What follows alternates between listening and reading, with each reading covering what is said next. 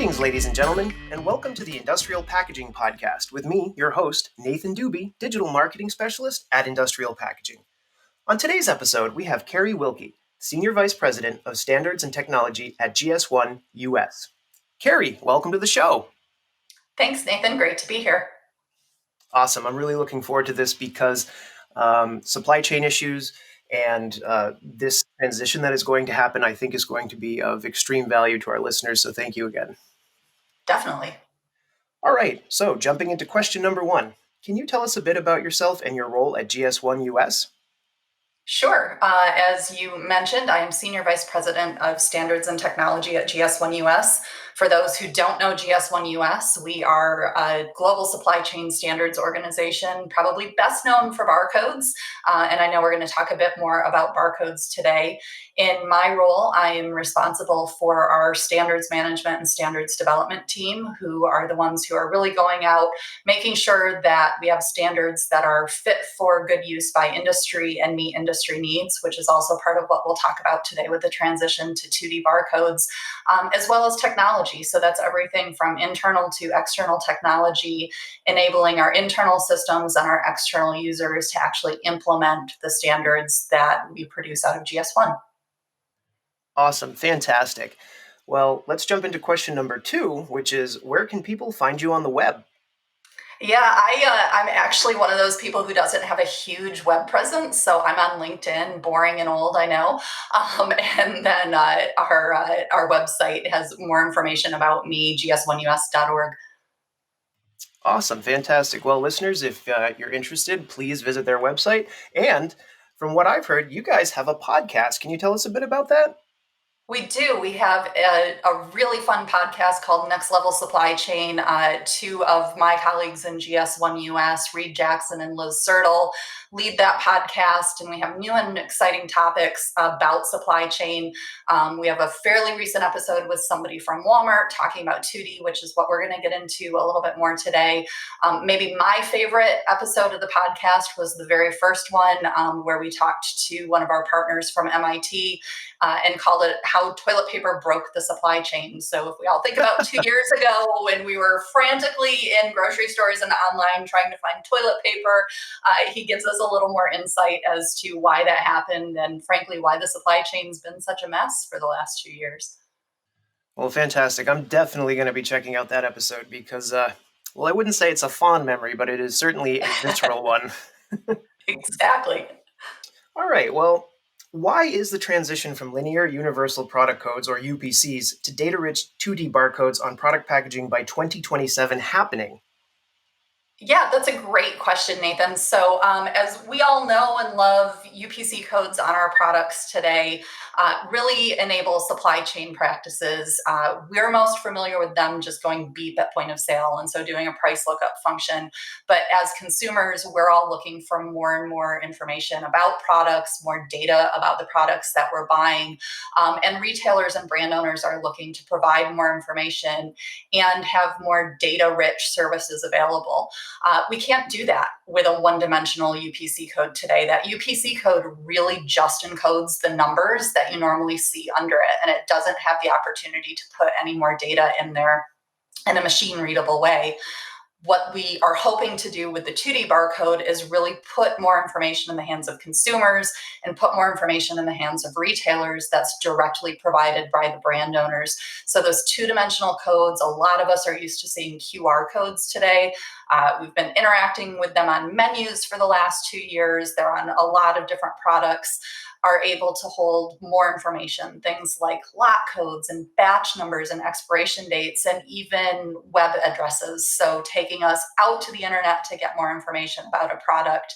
And that evolution really is necessary so that we can get more information on a product package than would ever fit on the physical package. Amazing. So data rich really is the key word when we're talking about these 2D barcodes.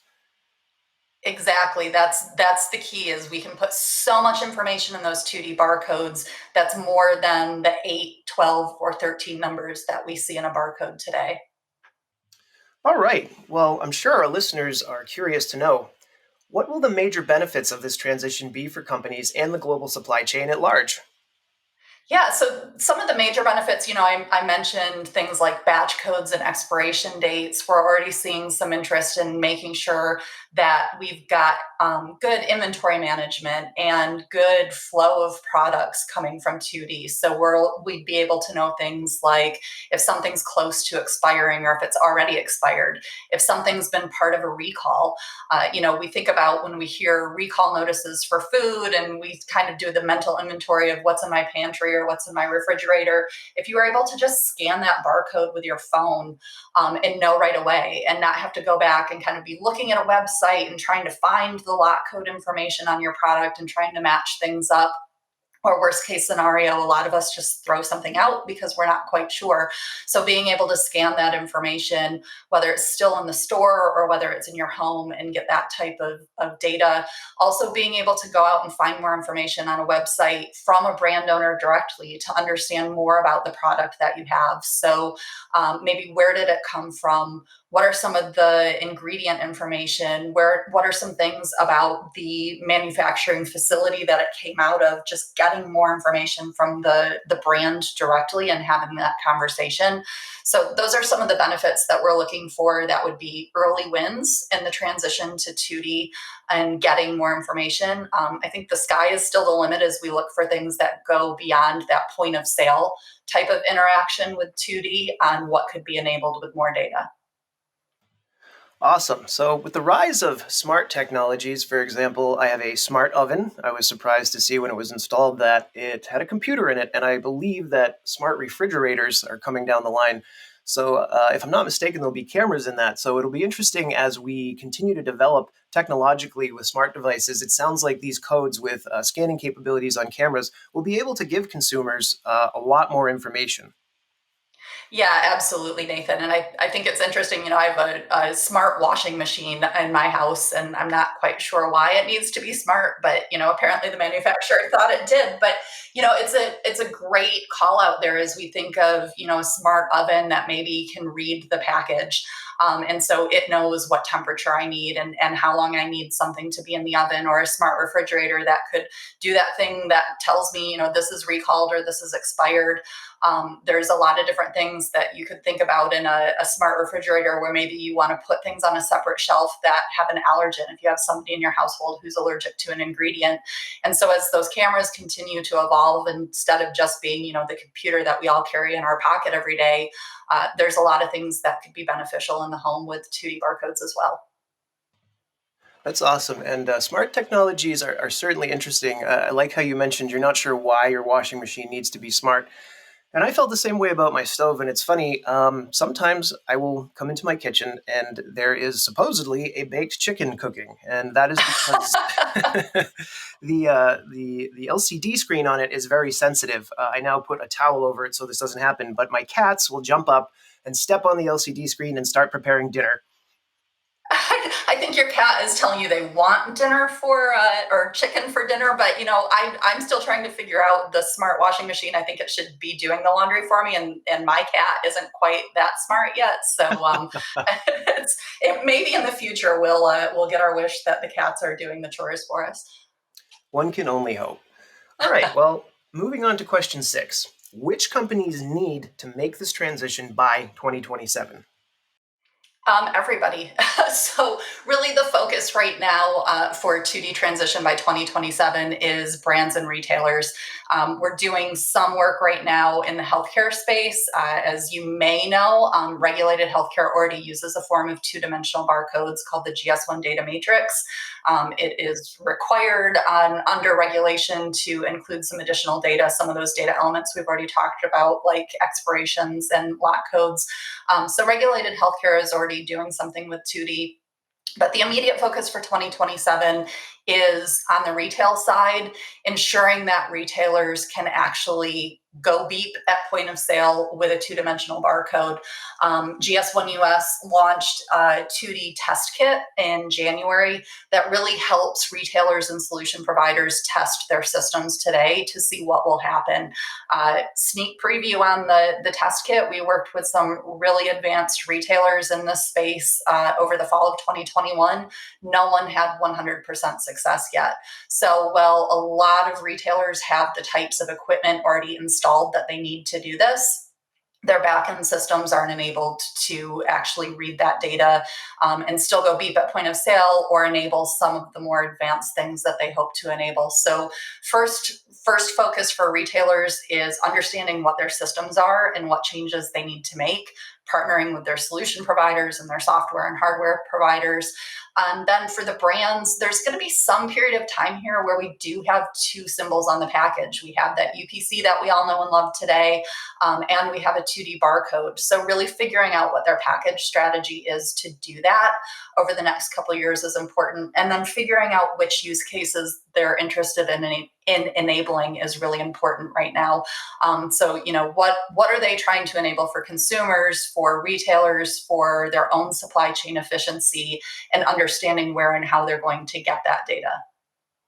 That is absolutely fascinating, and that raises a lot of questions. But I think perhaps one of the most important questions to listeners would be, is this transition mandatory by law, or is it the type of thing where you just want to do this because if you don't, you're going to fall behind your competitors? It's a good question, Nathan. It is not mandatory. So the regulated healthcare example that I just referenced is mandatory. There are laws around healthcare and how healthcare products need to be labeled, and those have been in place for a few years now. The rest of the transition to 2D is not mandatory. So GS1 is a voluntary standards organization. It's industry driven, and this is really just where the future is going with consumers. I know we've got some industry members who kind of feel like the first round of real work in 2D and real value delivered in 2D is going to be kind of around a perimeter of a grocery store. So if you think about those fresh products that are around the perimeter that maybe have short shelf lives, are more inclined to be recalled, those types of things where we often don't keep the original packaging. Those are the things that maybe they'd go after first and then kind of work into the more shelf stable items in the center of the store that tend to be a little bit less volatile with expiration dates and potential recalls and things like that. But this is really meeting a consumer demand for more and more and more information at their fingertips. And so this transition is something that industry is looking at as a beneficial transition over time. Awesome. Well, that begs another question, which is, what will be the major challenges to accomplish this transition? It's a big change. As I said with the test kit, we did some early testing in the fall of 2021 as we were putting it together, and no one is completely ready to do this today. And so you may even be thinking like it's April of 2022 and we're talking about a 2027 timeline for this. That's 5 years away. Technology evolves so fast. Like, will 2D barcodes even still really be important in 5 years? This is just something that takes a long time to do. So, retailer infrastructure is big, it's heavy. There's a lot of changes that need to be made, mainly in the back end, but for some smaller retailers and mid-tier retailers, there's front-end systems changes that need to happen as well. So it takes time to get those types of investments on their roadmaps. There's work that needs to be done from the solution provider community. So on the software and hardware side, making sure that this actually works globally, making sure that we know how to handle a package that has two barcodes on it so that it doesn't accidentally go beep twice, or even worse, maybe not go beep at all. Understanding how we do that. And then from the brand side, again, understanding those packaging changes. We definitely don't want anybody to go out and throw away packaging in an attempt to get a second barcode on the package. So how do we kind of transition another barcode in over time and make those changes make sense? And last but certainly not least, there's still some consumer education that needs to happen around this. I think we've all gotten more used to QR codes over the last year or so than we were before, just because a lot of restaurants have transitioned to that as their menu. But I still see people struggle with their phone. Like, what am I supposed to do? Do I have to open an app? Like, how do I interact with this? What happens? What should I expect to see when I do this? And what should I actually be scanning if I'm scanning my own groceries? So there's still a number of challenges all across the board, but we think it's worthwhile to really enable the value that consumers are looking for. Absolutely. And you mentioned value. So, from a value added perspective, do you think early adopters and the companies who jump on this bandwagon sooner will get a leg up over competition who do not? It's an interesting question, and I think the consumer is really going to be the one who drives the answer to that. I think from the retailer side, there are some retailers who are talking about how do I become the first to be able to say I'm never going to let you leave my store with an expired product or a recalled product, or I'm going to be able to do things like on-demand discounting. So if you scan something that maybe expires tomorrow, the system will calculate a discount for you on demand. And so the retailers are really looking at how do they make this something that they can use to enable a differentiator that makes you want to shop at retailer A versus retailer B. Over time, we all know that will just become table stakes. Everybody will figure out how to do it because the packaging has the information that they need to do that. I think on the brand side, the question is, what are consumers really demanding of the products that they buy?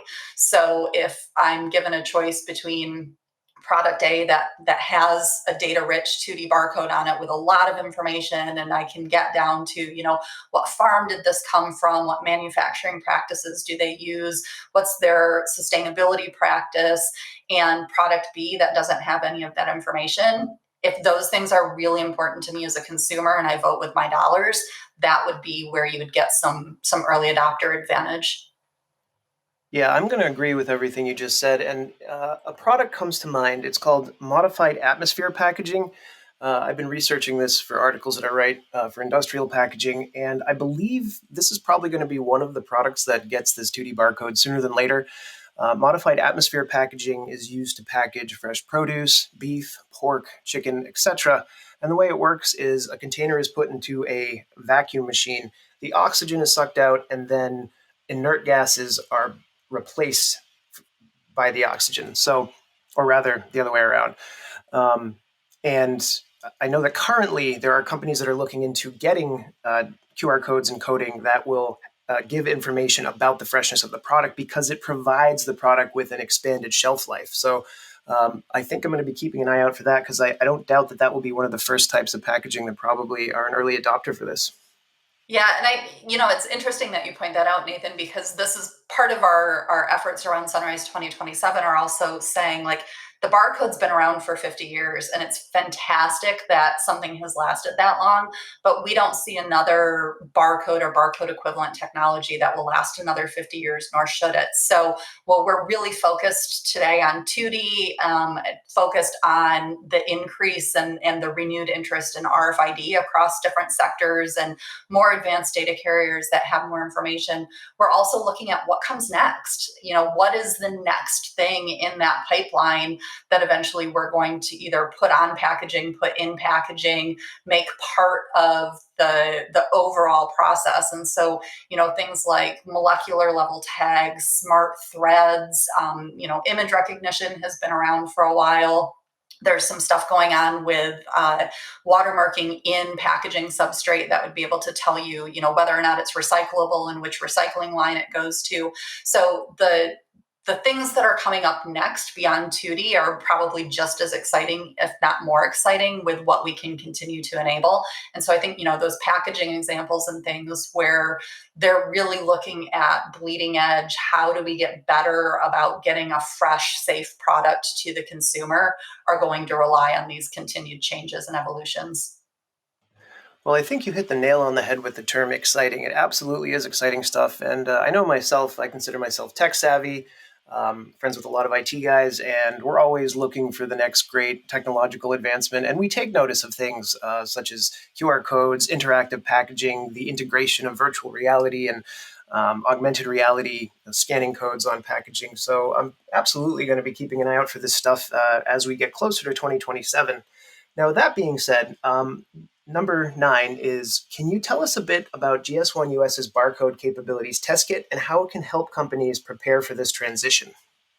Absolutely. And so I mentioned it a little bit earlier, and we put this point of sale test kit out in January. It's available on our website. It's free. Anybody can go download it and learn how to use it. There's a pretty good FAQ that guides you into how to use it.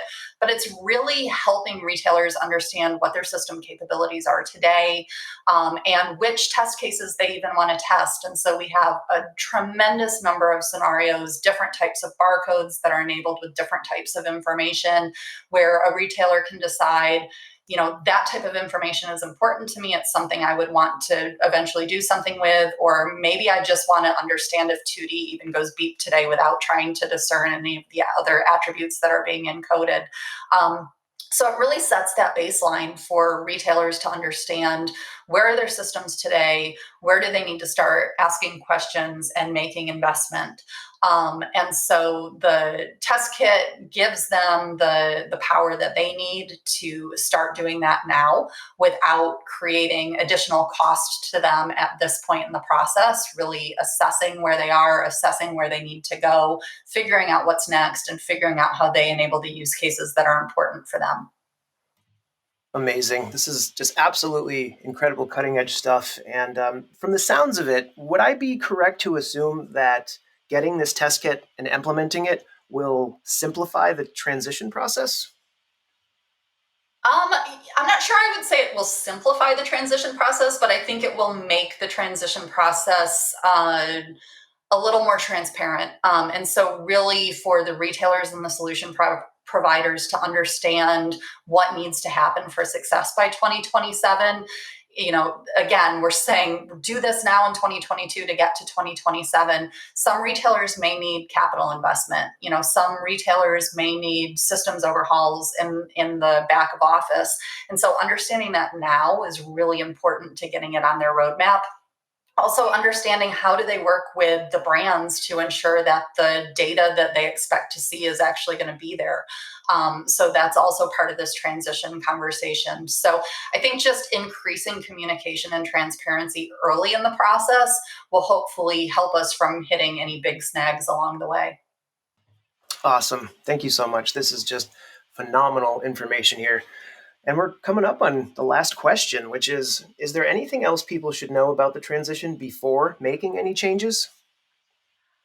I think just, continue to communicate with your partners and ask questions. As I just said with the test kit, really making sure that you understand what you're trying to enable, both as a brand and a retailer. What are the use cases that are important to you, that are important to your consumer?